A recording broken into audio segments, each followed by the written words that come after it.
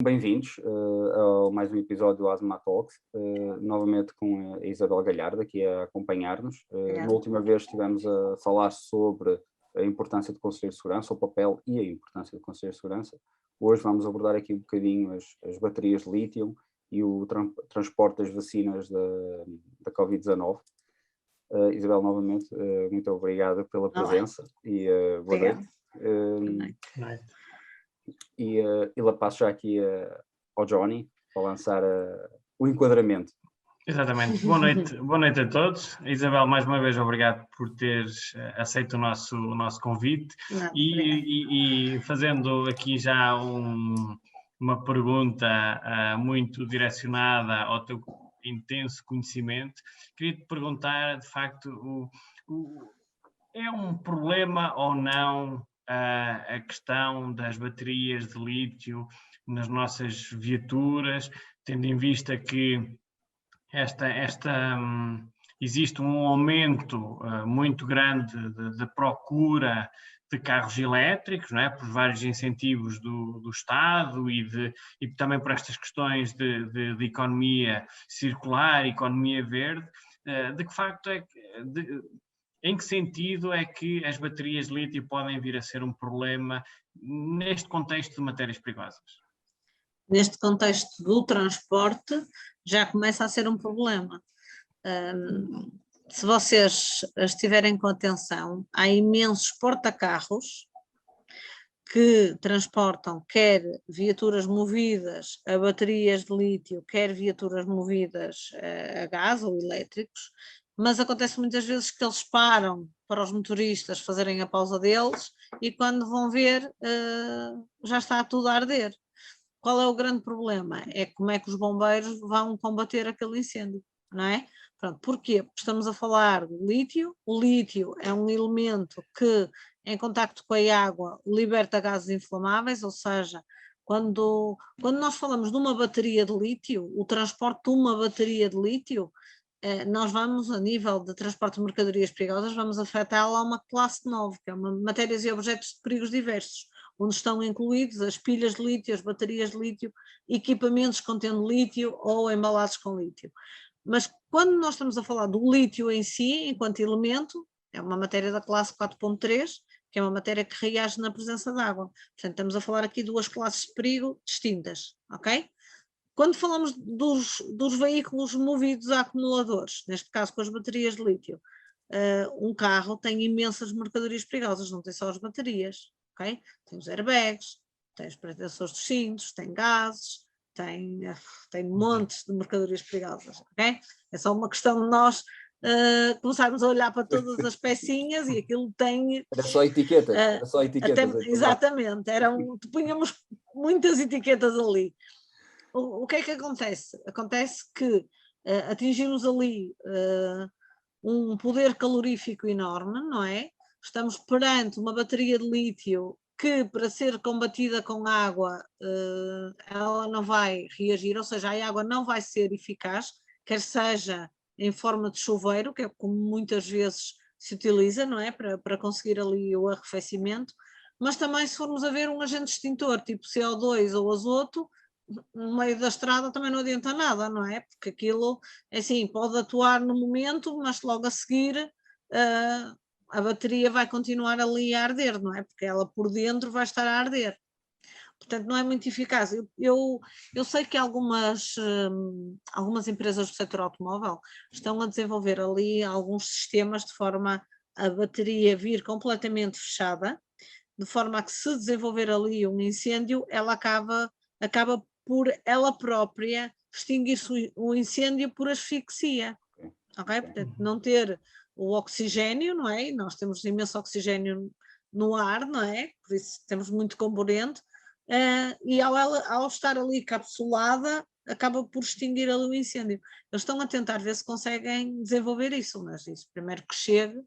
Agora, claro que um carro elétrico é uma mercadoria perigosa, e temos que ter algum cuidado com muitos transportes que se estão aí a fazer, quer de veículos elétricos, quer de veículos movidos a gás ou a combustível, novos ou usados, porque temos dois números ONUs quando nós estamos a falar aqui do transporte de veículos, temos 2 números de ônibus.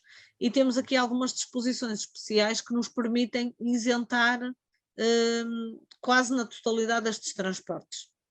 Só que as pessoas têm que ler as disposições especiais e cumprir com elas. O que não acontece, não é? As pessoas leem atravessado, ou seja, começam a ler o parágrafo e depois vão ver no fim, ou então já nem vão ver, só leem as primeiras 2 linhas e já está.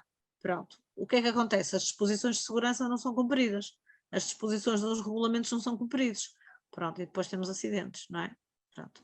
E sim, então está a ser bastante complicado, para além de que nós sabemos que o lítio, numa situação de acidente, um acidente com um carro movido a bateria de lítio é muito mais perigoso, está bem? Portanto, nós temos, se for um embate violento, e isto nós não damos quando estamos a falar de transporte de mercadorias perigosas, mas é a realidade, quando falamos aqui de segurança, não é? Um acidente e um embate violento com uma viatura movida a bateria de lítio vai ser um impacto muito mais violento e vamos ter muito mais depressa o desenvolvimento ali de um incêndio. Incêndios que atinge numa fração de segundos um poder calorífico que é uma coisa extraordinária e às vezes nem as pessoas conseguimos salvar, não é? Mas isto é a parte, quando nós falamos, as equipas de bombeiros, não é? A equipa da proteção civil ou as próprias pessoas como é que devem atuar, não é? Que as pessoas ninguém está preparado para isto, as pessoas não estão preparadas.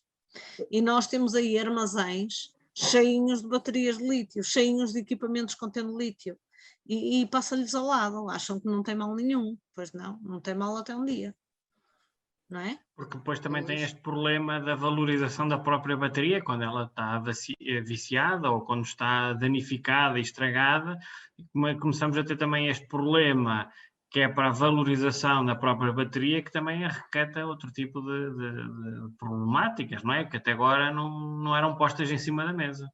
Não, atenção, um transporte de uma bateria defeituosa ou danificada está muito bem regulamentada. Por exemplo, tu num transporte aéreo é proibido transportar uma bateria que esteja defeituosa ou danificada. Não é permitido, ok? Diz mesmo transporte proibido. Já as baterias de lítio, numa situação normal, ou os equipamentos contendo lítio, numa situação normal, geram incêndios, ok? E quando estamos a falar na parte aérea, a segurança ali é levada mais à risca do que nos outros regulamentos. Quando nós falamos de um transporte de uma bateria de lítio danificada ou defeituosa, o modo rodoviário permite fazer o transporte disto, mas em determinadas condições. E nós temos que ler o que está lá escrito. Mesmo a instrução da embalagem, como é que nós vamos acondicionar aquelas baterias de lítio danificadas ou aqueles equipamentos que contêm as baterias de lítio, porque às vezes não conseguimos tirar já as baterias dos equipamentos, não é? Tudo isto está devidamente regulamentado e nós temos que colocar lá uma marca adicional a dizer que são baterias defeituosas ou danificadas. Que é para quê? Para nos advertir que, atenção, ali está perigo, ali temos que ter algum cuidado. Claro que no modo rodoviário vai ser onde nós vamos fazer mais transportes disto, sem dúvida. Ok? Porquê? Agora... Porque vai para o destino final para a eliminação. E é nos 2 pontos, como a Isabel estava a dizer há bocado, também é agora já vem há muito tempo as baterias de lítio, mas cada vez mais, especialmente com os carros, cada vez mais mobilidade urbana com carros movidos a eletricidade e com baterias de lítio, vai haver mais transportes de baterias, mesmo novas. Sim. Né? E é um desafio também para o futuro, o acondicionamento e, no caso, os agentes de proteção civil, claro, a resposta a uma intervenção que se calhar tem um acidente rodoviário, eu vou aqui lançar um cenário já assim do nada, não é? Catastrófico, não.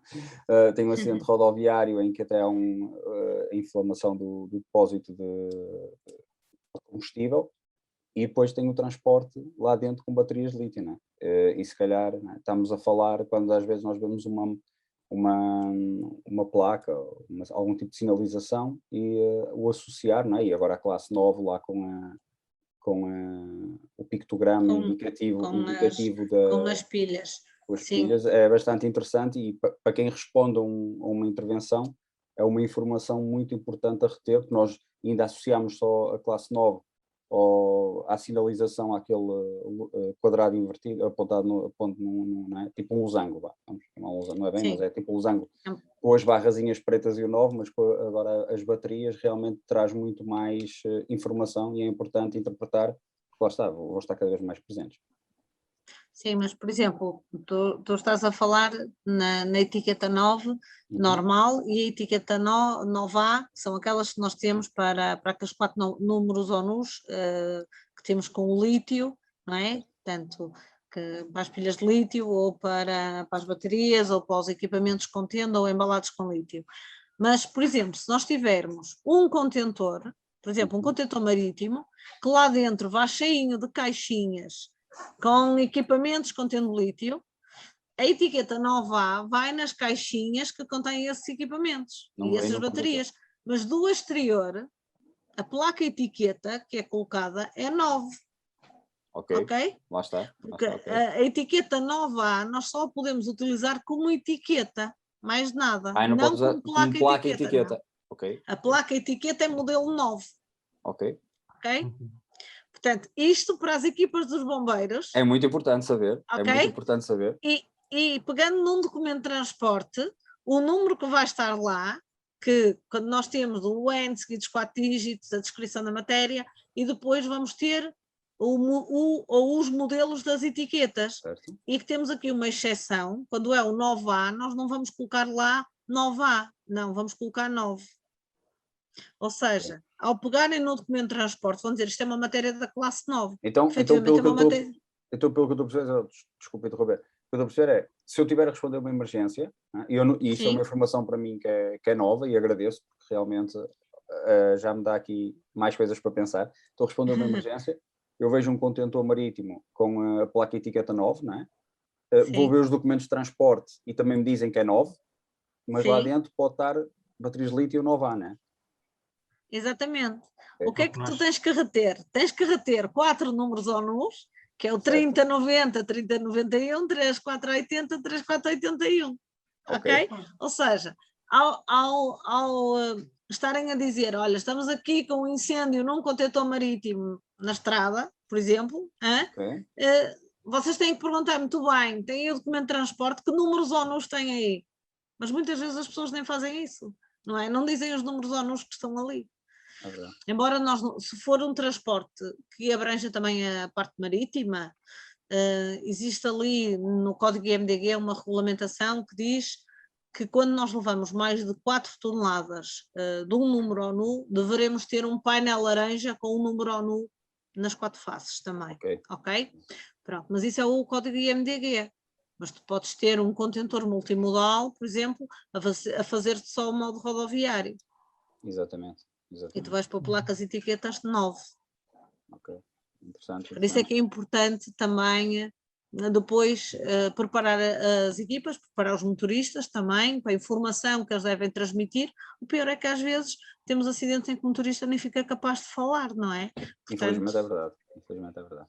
E é o que nós chamamos, em termos operacionais, um verdadeiro Kinder surpresa, não é? Nós não sabemos e, de facto, por muito bem marcado que esteja, de facto aqui há esta grande lacuna que, de facto, nós não sabemos o que é que lá está dentro, não é? E neste exemplo que a Isabel usou, deste contentor com estes equipamentos individuais, bem marcados, e depois, no fundo, em termos operacionais, pode comprometer muito estamos a falar, operação. Nós estamos a falar que está-se a cumprir a legislação na sua totalidade. Exatamente. Tudo direito, tudo legal, mas realmente a informação não é legível, não é entendível, não chega lá.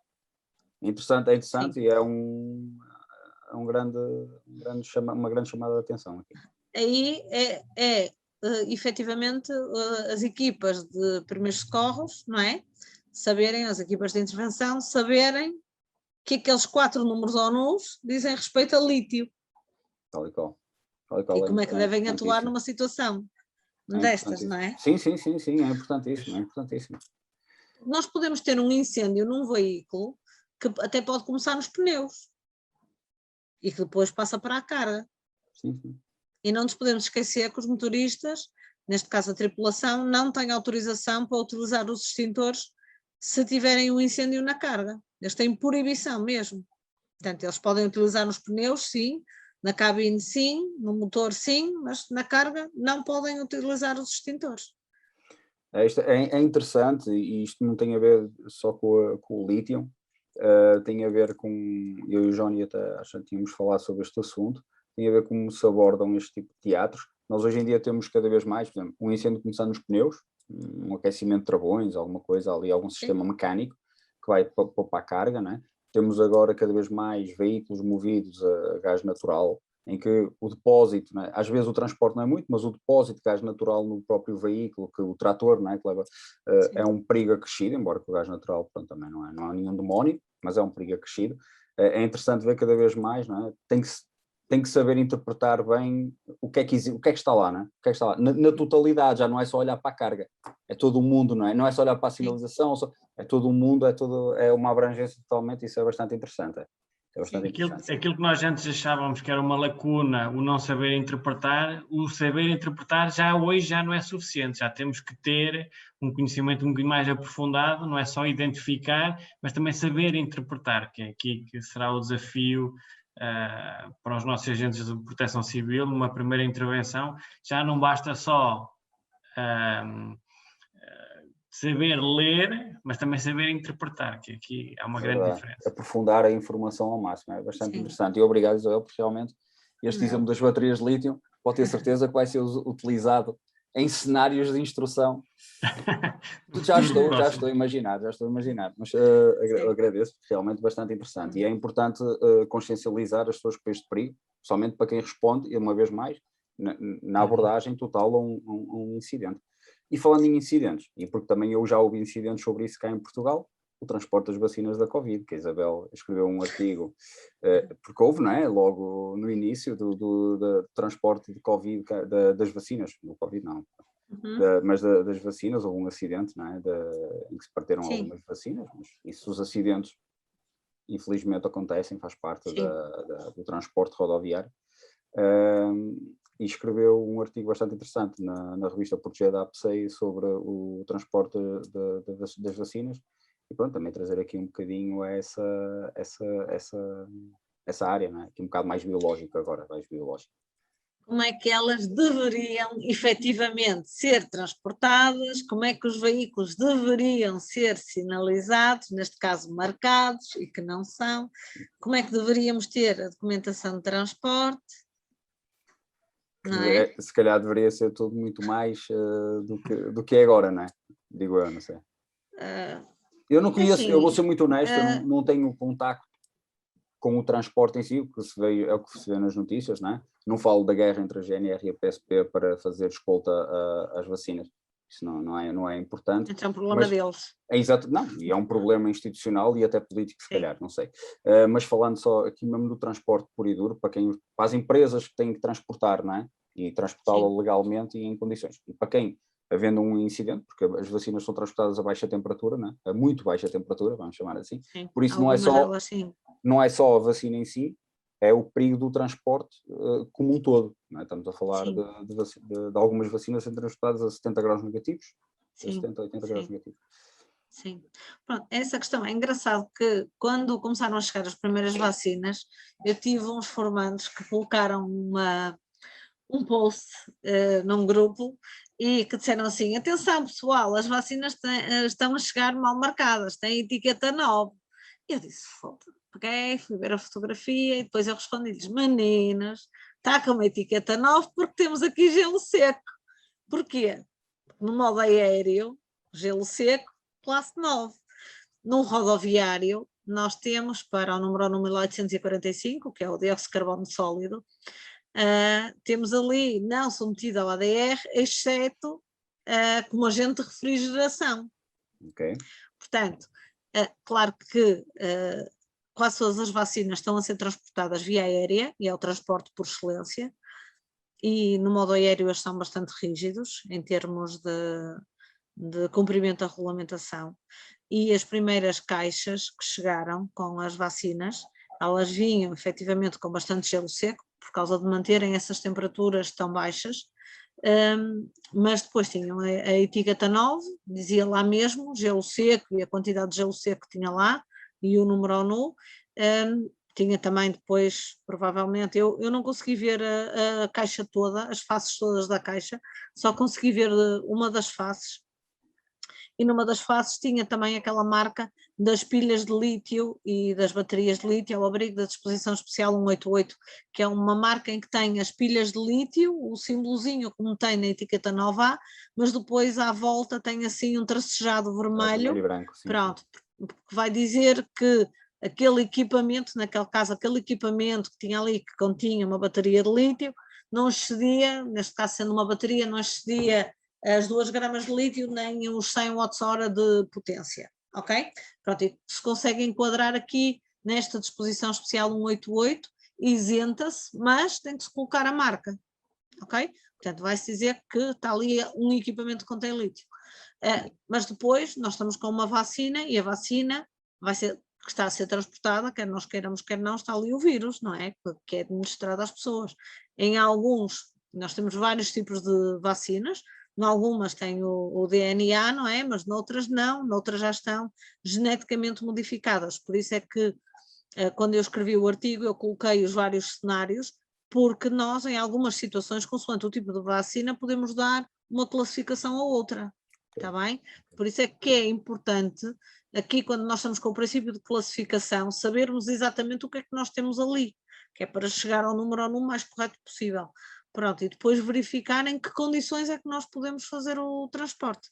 Por exemplo, a marca que deve ser colocada na porta dos veículos não está a ser feita. E isto o modo rodoviário obriga, o modo marítimo obriga, ok? Portanto, é uma marca que vai dizer, atenção, espaço confinado, abrir com precaução, ou atenção, risco de asfixia. Sim, porque o dióxido de carbono desloca o oxigênio, não é? Sim, é altamente asfixiante, não é? Asfixiante. Pronto. Portanto, eles deveriam efetivamente cumprir ali com as disposições, e as disposições estão lá, e as pessoas às vezes esquecem-se que estamos com um transporte multimodal, mas tanto com transporte multimodal vamos ter que cumprir com os vários modos de transporte. Se cumpriu com o aéreo, a partir do momento que vamos ter o rodoviário para fazer o resto do percurso, o rodoviário tem que também cumprir. Só que o acidente que aconteceu, que foi, acho que elas iam para o Alentejo, penso eu, não é? O que é que nós muitas vezes temos nessas situações? Às vezes temos motoristas que não têm a formação da ADR, e mesmo ao abrigo das isenções, eles devem ter pelo menos a formação interna, portanto, alguma sensibilização para fazer o transporte destas mercadorias, eles deveriam ter, não é? Muitas vezes falha um bocadinho aqui isto, e automaticamente verificar o quê? Sim senhora, atenção a excessos de velocidade, sim senhora, aquilo tem que chegar rápido, mas a segurança não deve ser descurada, e nós sabemos perfeitamente, quando se vai a alta velocidade, a reação, não é? A probabilidade de acontecer um acidente é mais elevada, não é? E também... Pronto, por isso é que depois acontece isso, pronto, claro que o que tivemos aí foi a perda de vacinas, não é? Mas estamos também com vidas, não é? Portanto, estamos com um transporte que requer algum cuidado, e que se tiveram um cuidado no modo aéreo, também deveriam ter tido no modo rodoviário. Eu vou só fazer, desculpa Johnny, fazer aqui um parênteses, e como a plataforma Intervi também serve para esta consciencialização, e a Isabel disse muito bem que às vezes as pessoas não têm a formação do ADR, não lhes é exigida, mas poderiam ter outra formação. Eu vou lançar aqui a publicidade, nós não somos pagos, isto é uma coisa completamente a minha, que é a APSEI agora vai ter o curso Operador de Mercadorias Perigosas, não é? E se calhar é uma oportunidade, porque não? Não, porque é importante, e foi isso que fundou a plataforma Intervir, que é exatamente a consciencialização dos técnicos, dos agentes de proteção civil, de quem trabalha, do cidadão comum. E esse curso acho que vai muito de encontro a essa situação, que é consciencializar as pessoas, não é só aquele quem a lei obriga, também os outros, é importante.